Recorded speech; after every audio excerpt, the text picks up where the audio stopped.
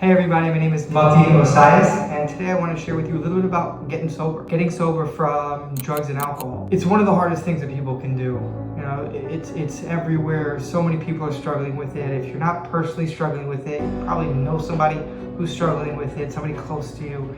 It's just everywhere. And I think the question that so many people have is where do we start? Because for a lot of people, they've tried to recover, and it seems like each time somebody tries something, it doesn't work. Keep ending up in the same result. So where do we go? Where do we go from here? The thing that I have found in my own experience and in talking to so many people who have also dealt with this whole idea of trying to get sober is to get honest. And the honesty doesn't come in the form of, oh, this is how much I've been using, this is what I've been using. The honesty comes from realizing that, one, the things I've done in the past haven't worked, so I need a new strategy. And number two, I cannot do it myself. What I must do for myself, or for the people that I've spoken to, is I must find somebody who was struggling with something similar, struggling with kind of what I was struggling with, who is now living a life of real recovery, of being grounded in their sobriety, of being happy, joyful, and actually living a life that they want to live. I need to find a person like that and to start to ask, how did you do it? And be open enough to listen.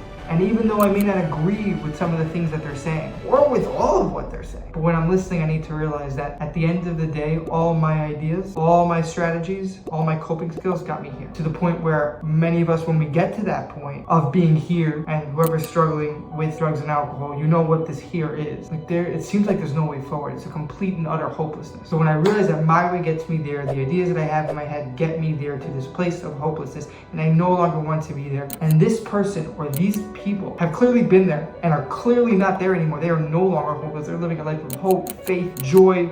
They have careers, families, and a contentment with the life that they're living. Then maybe it's worth attempting and listening to the ideas and the strategies that they have, because at the end of the day, their results are clearly better than what many of us were getting trying to do it our own way. So I want to wish everybody the willingness to be open and honest, to realize we can't do it ourselves, to seek people who have done this before, who have come before us, and are now living lives that are really great, implement their strategy, and then we too will achieve the same results.